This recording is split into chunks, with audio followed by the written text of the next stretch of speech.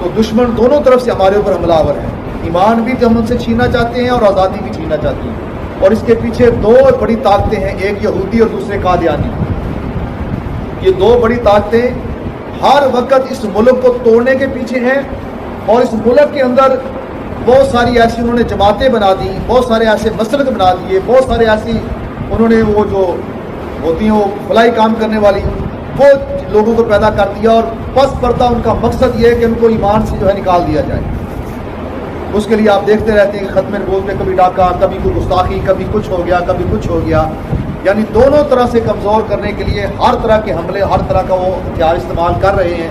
لیکن الحمدللہ علماء حق جو ہیں ہر دور کے اندر اس فتنے کا مقابلہ کرنے کے لیے تیار رہتے ہیں, اور اللہ نے ان کو یہ ذمہ داری اور یہ ہمت یہ ہوتی ہے کہ وہ ہر فتنے کے ساتھ جو ہے نبٹتے ہیں. تو انشاءاللہ اس فتنے کے ساتھ بھی علماء کرام, علماء حق جو ہیں وہ اپنے اپنی مساعد کے مطابق نبٹ بھی رہے ہیں, آواز اٹھا بھی رہے ہیں.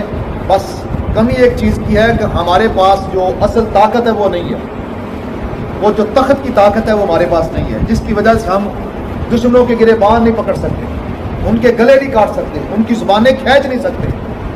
ہوتا ہے, واقعات ہو رہے ہیں الحمدللہ. آپ دیکھتے ہیں کہ 3-4 واقعات ابھی ہو گئے ہیں کہ لوگوں نے خود ہی گستاخ رسول یا قرآن کی گستاخی کرنے والا, نبی کی گستاخی کرنے والا کوئی بندہ ان کے ہاتھ لگا تو انہوں نے پھر چھوڑا نہیں ہے, اسے واسطے جہنمی کیا. یہ واقعات آپ نے 2-3 یہ تازے پڑے, وار پٹن کے اندر ہوا, سیالکوٹ کے اندر ہوا, بھی تازہ یہ جو فیصلہ آباد میں ہوا ہے. تو یہ آپ کے سامنے ہے.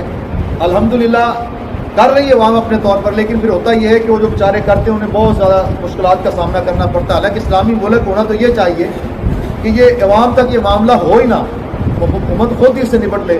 لیکن حکومت گستاخوں کو اور ان ختم نبوت کے منکروں کو خود جو ہے سپورٹ کر رہی ہے. جو بھی حکومت آتی ہے ان کا ایجنڈا ہے نا, ان کے پیچھے ایک بہت بڑی پاور ہے.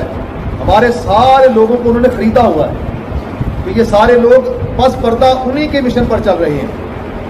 لیکن کھل کے سامنے کیوں نہیں آتے کہ الحمدللہ اس ملک کے اندر آزادی کی برکت سے آپ جیسے اور میرے ایسے گناہ گار بندے جب بھی کوئی اللہ اس کے رسول کی بات آتی ہے تو ہم سینے لے کر نکل آتے ہیں. اللہ کا شکر انہیں پتہ ہے کہ یہ عوام سب کچھ برداشت کر لیتی ہے لیکن گستاخی برداشت نہیں کرتی, تو اس وجہ سے اللہ کا شکر ہے یہ معاملہ ٹپا.